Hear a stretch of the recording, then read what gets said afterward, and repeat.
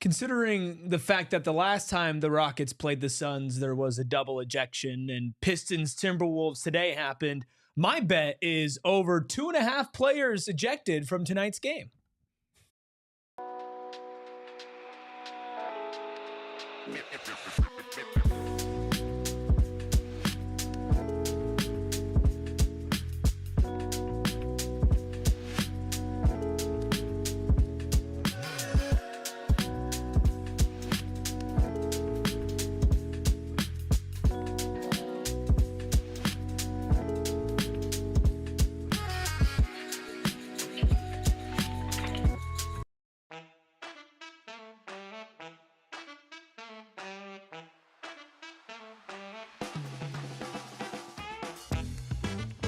Psychos and sickos unite for another edition of the PHNX Suns pregame show. Of course, brought to you by our friends over at Gila River Resorts and Casinos. You do you.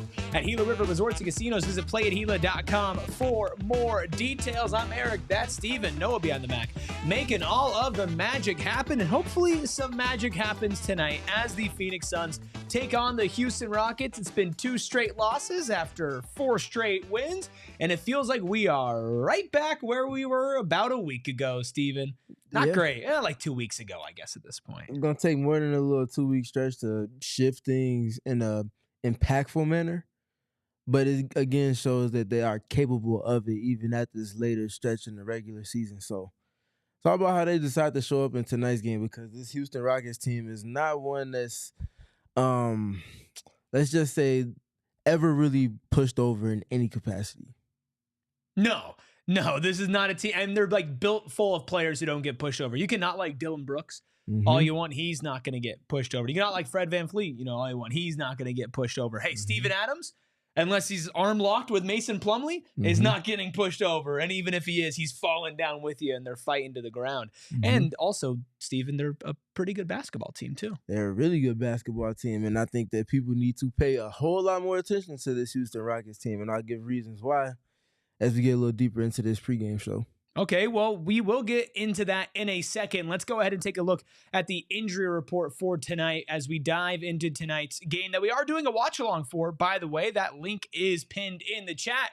Speaking of pinned, Bradley Beal's name is pinned to being out on this injury report. It's now a left hamstring strain. I believe that's different than what it was before. Jalen Bridges out, Ty Washington out. Reed Shepard, I believe, is available. Tari Eason out. David Roddy out. We do have Mike Budenholzer giving us the latest update on Bradley Beal.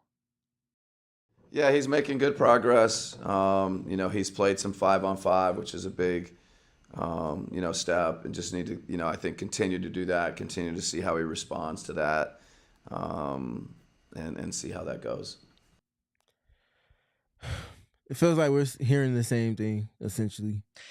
Yeah, I mean, it's Bud, so you basically do hear the same thing. It was left hamstring strain before. I don't know why I thought it was different. He's just been injured so much, I guess I get my wires crossed. But a lot of people were talking, Steven, after that Timberwolves game, after that Celtics game, once the 4-game win streak went by the wayside of, hey, maybe this is a team that would need Bradley Beal. But I don't know when to even expect him back at this point. I still stand by the fact that I'm fine not seeing him, even if the results are different than they were when I was saying that before. But at this point, I don't go into any game expecting Bradley Beal to play. The expectation for him to be available should never be something that's kind of a coin toss, because it quite literally is that.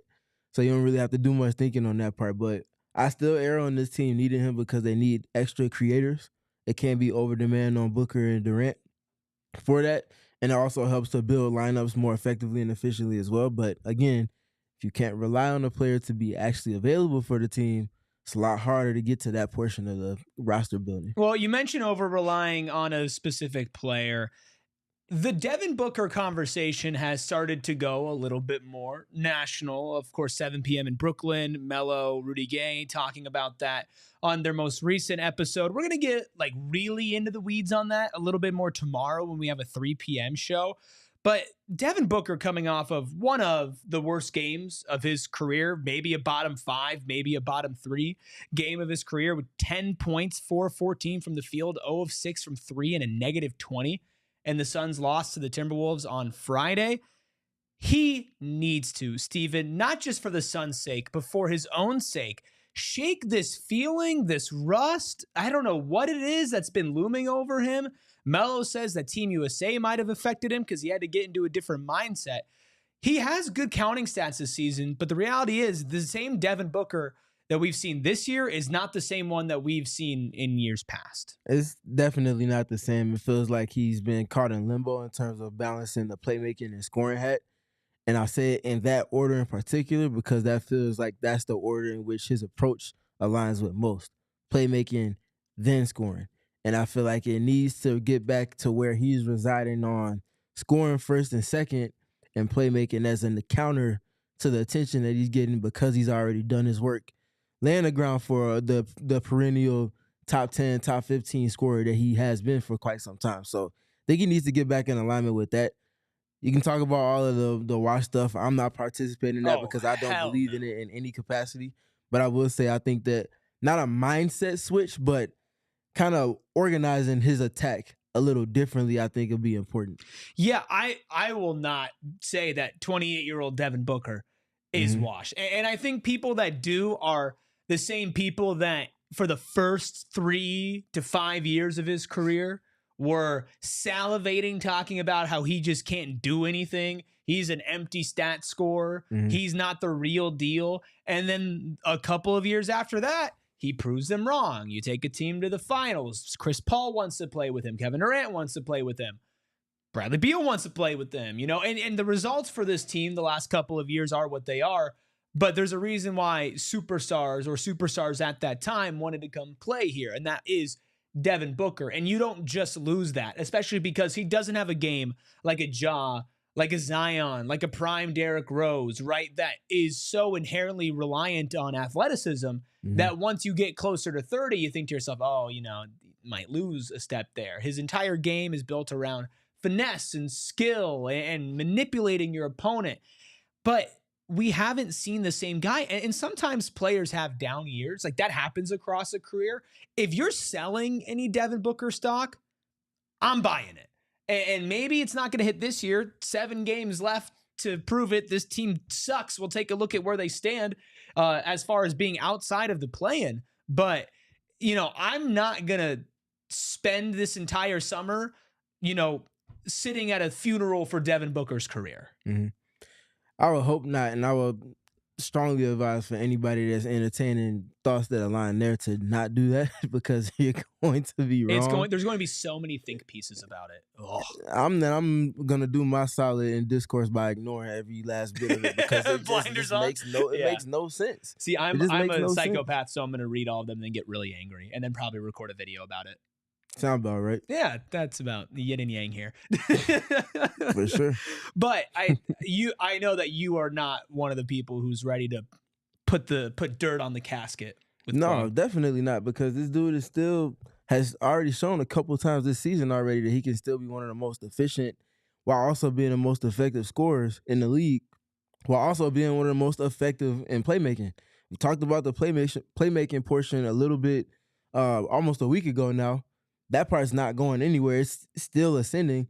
Even if it's scoring plateaus as a 28, 29 per game average type of guy. Plateaus.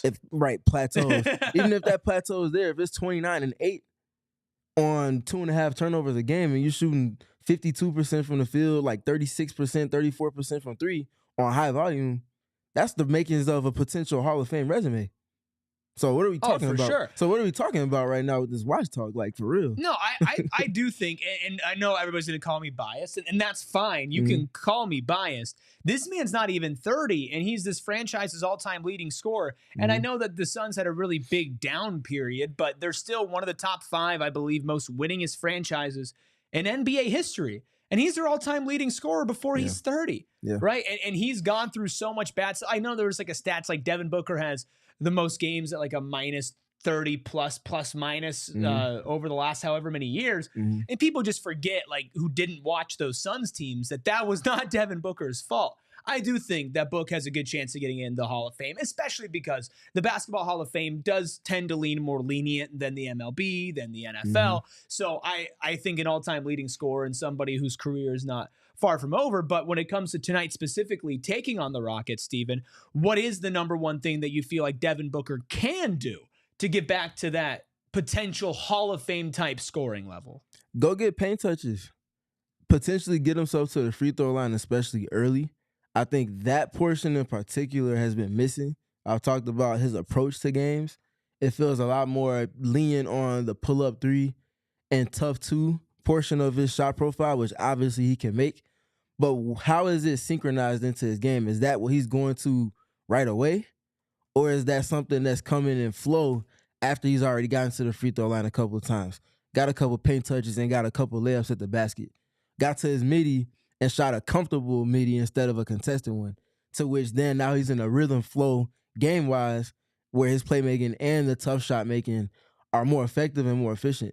It feels like the organization and the synchronization to that has been off for a better part of this season than not. And I feel like he's struggled with consistency, especially of the middle of games and late in games, largely because of that. Lonnie has a different answer with a $1.99 super chat. Thanks so much, Lonnie. I know you're always in here, so consistent with the chats and the super chats. Says, we just need Mohawk Booker back. I wonder what B. Calm would think about Mohawk Booker.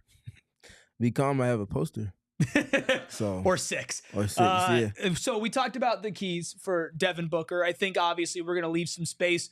Might have to talk about more struggles post game. Might talk about him bouncing back, and we're going to not the most ideal team to want to get off a struggle. Well, it's definitely not an ideal team to try to beat. We'll take a look at the standings in a second, but Steven, another gotta have it tonight. Shout out to that one ice cream place. What are your keys to them getting it? For sure. Well, my keys are simple, straightforward, and very much to the point. Board presences. In the month of March, the Houston Rockets, to no surprise, lead the league in rebounding percentage. You know who's third? Is it us? The Phoenix Suns are third in rebound percentage. That's what we call the Mason Plumlee effect. They've been getting after it, but it's a different type of get after it that you have to have against this team because they are literally dominant, almost to historic levels on the offensive boards.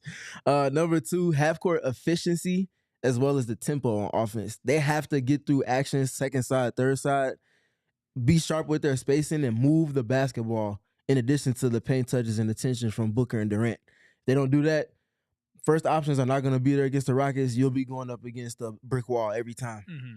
And then lastly, with those two in particular, Booker and Durant, we need to see their scoring synergy and just their general synergy in the half court kind of reestablish itself. It's been lost in the weeds the last two games against Boston and Minnesota.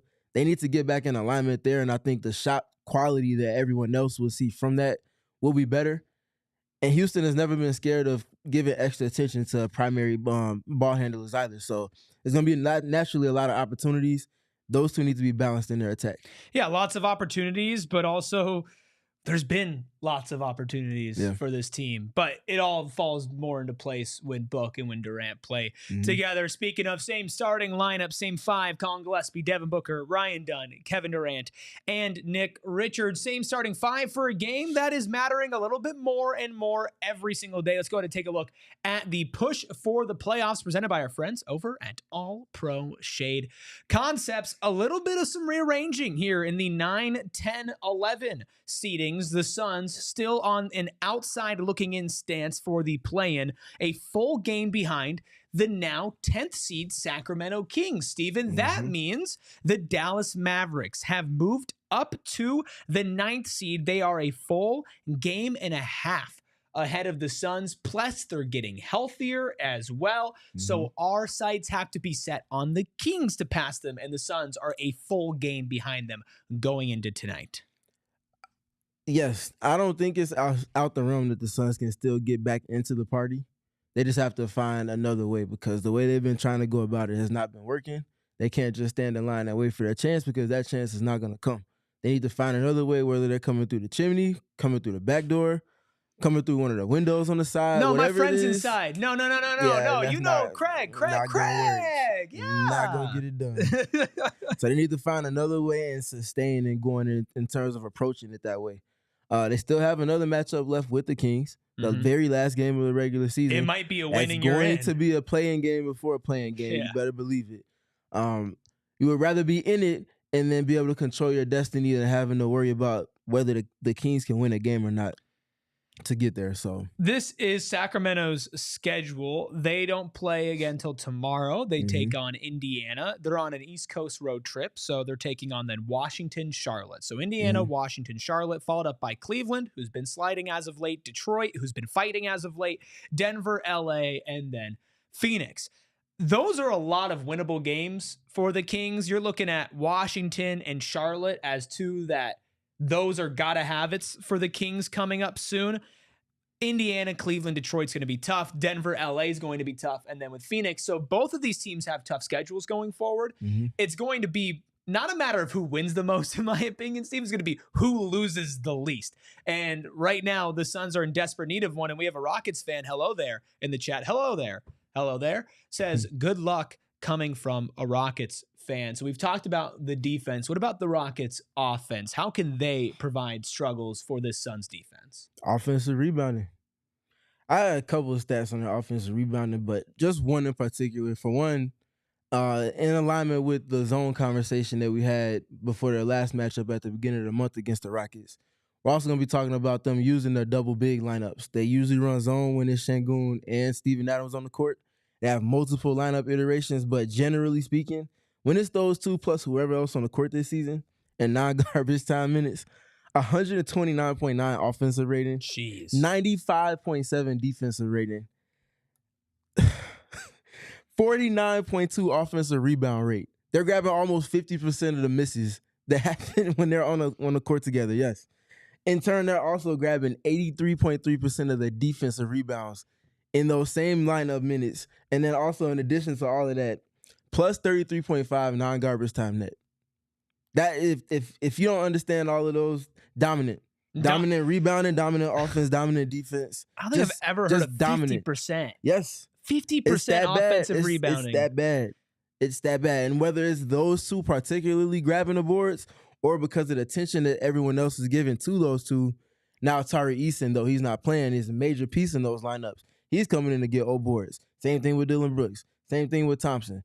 Same thing with Jalen Green. Same thing with Fred VanVleet. Everybody eats because of the attention they get if they're not getting it directly, and that's on both sides of the boards. So when those lineups come in and they're playing their zone, the Suns have to be able to get good shots for one, crash the boards on both ends of the court when those two are on the court in particular, and it has to be all five bodies. It can't just be one or two because that's not going to get it done. I know a lot of people, when they think about the rebounding battle, they go directly to the 7-footers, right? Yeah. So in this case, you talk about a Nick Richards, you talk about a Mason Plumlee, or an Oso Ighodaro, who's not a 7-footer, but who's going to be playing center for this team. But what role do the others, the forwards, the guards play in trying to help neutralize that offensive rebounding rate that's demonic? Yeah, so, yeah. And demonic emphasized. Usually the person you're guarding is the person you're boxing out. So with those two, whether it's offense or defense, there's going to be opportunities from the guards and wings. Cody Martin, excuse me, I always make that mistake. Cody, also, if he's on the court, he's going to have to play a piece in that. Obviously, Ryan Dunn in particular as well, with that kind of group of players, the blue-collar boys and Royce O'Neal, they have to have a presence and impact there, whether they're just tipping it out, because you're probably not going to get outright rebounds when you got all those big bodies in the paint. It's going to be muddy, but those extra efforts are how the Rockets are so great in a sustained way. They manipulate the advantage that is possessions. They get more shots on goal, and they get more shots on goal as an outlet from the efforts on rebounding. It's not anything schematic they're doing. They're just bigger, and they usually want it more, and they pursue it more. You know, I know we're not the Houston Rockets pregame show, but that style of basketball is going to be so conducive to playoff success when things slow down. They're a scary team, which of course means it's going to be scary for the Suns to try to get a win tonight. But will they? Let's go ahead and take a look at our score predictions. Does anybody have faith in the Suns? No, we don't. Espo, Rockets by 11. Gerald and I going Rockets by 7. Steven, Rockets by 5. Not by much, but you are, I guess, the most confident that it'll be closer is a way to phrase it. Like I always say, the Suns have holes that they can poke at for opponents that most teams cannot. Starting with Kevin Durant, and in tandem with that being Devin Booker. And in addition to those two, the people that they have spacing around those two and the shots they're able to make on the efficiency that they're able to. If you're not going to out-rebound the Rockets, one way you can poke at them is by lighting it up from deep. And they are fine having an error on making rotations defensively by sending extra attention to the top two and rotating out to the back end.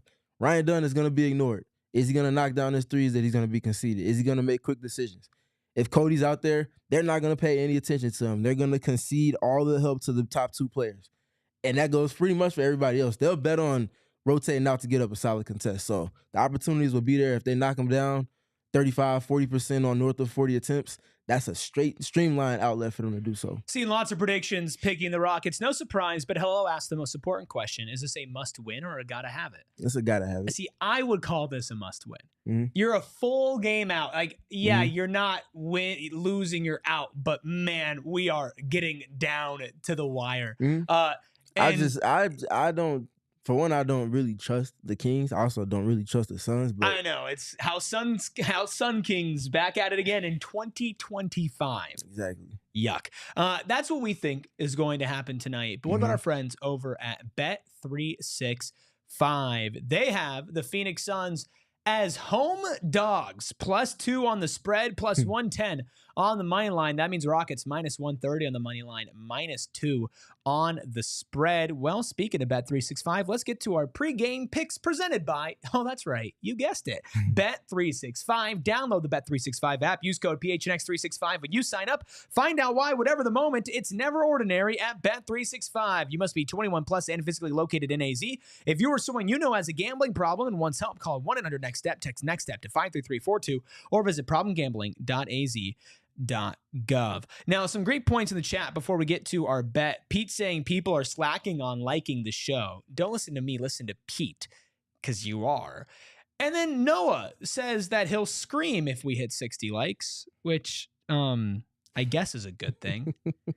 Speaking of a good thing, will Espo's bet be a good thing tonight? Let's go ahead and take a look at what he's putting his money on. Oh, buddy, he says Devin Booker bounces back in a big way. Book 40-plus points, 10-plus assists, and then why not just put a little basil on top? Nick Richards, 7-plus rebounds, all parlayed together at a plus 4,500. Now, this is a great segue into my bet, which I'm definitely not trying to jinx anything at all. I am not sacrificing this bet to the basketball gods. This really is what I think for sure. Can we take that away so I can wink at the camera real quick and then put it back up? Okay, then back up. That was terrible. I got Devin Booker under 24.5 points. Devin Booker under 2.5 3-pointers made. Devin Booker a no on a double-double. Devin Booker under 0.5 stocks. And then Devin Booker over 2.5 turnovers, all parlayed together at a plus 850. Are you also doing a Devin Booker-based parlay, Steven? I have one of those legs, but not all of those. Let's see what you're doing. I have both teams scoring 110 points. They've been two of the best offensive teams in March. I have Kevin Durant over 32.5 points in this one. He's averaging 20, almost 29 a game against the Rockets this season. Also have him over 4.5 assists. I do have Devin Booker at over 2.5 turnovers.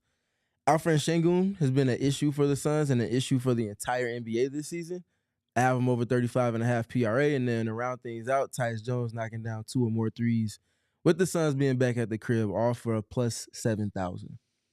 Not bad. Looks good. Just like they all do. None of them ever hit. But yeah, let's look at this final super chat from Lonnie before we get out of here. A reminder, we are doing a... People in the chat did not like my wink. Can I try again? Let me try again. Let me just... Is that better? No? Okay, I just can't wink, apparently. No, I don't want to do it anymore. I don't want to play anymore. Steven, can you get a good wink for us? Save us. I'm good. Come on. Can't We're running wink? out of time. We're running out of time on this Come on, pregame bro. show. Oh, man. Can you at least read the super chat then? Yeah, we got a $2, or excuse me, a $1.99 super chat from Lonnie. We appreciate you, Lonnie. Booker/KD, I'm assuming that means and KD going for 40 minutes tonight. 40 minutes combined. We're screwed. Yeah, they probably will need it if they have a chance in winning this game. So. Well, I'll tell you what. I will spend the entire 2+ hours of our watch along learning how to wink. Well, last time we named dudes, we talked about 2K players, Ball's Life mixtapes. This time, we're not even going to watch the game. I'm going to watch videos on like the Jason Tatum how to tie a tie tutorial. Hopefully, an NBA player has made a how to wink tutorial. I bet you Shaq has. Shaq? Yeah, if you got to check for it, for sure. Melissa in the chat saying, need a wink attempt. All right, bet. SBG. Okay. Yeah, that was so much better than mine. So much better. So she the only person that can make me. I'm about to say. So here's the recipe, Noah. Mm-hmm. If we ever want Steven to do anything, we have to make Melissa ask. I agree. Okay. By the way, she also said y'all can stop with the whole leg talk too much. She said that? Yes. That's weird. She said knock it off. Oh, is that what she said? Mm-hmm. Melissa, I'm not gonna end this pregame show until I get an answer from you. Would you like me to knock off the cutesy legs thing? She loved the wink. Sean's saying you're too smooth with it. Russell saying Suns winning by 20.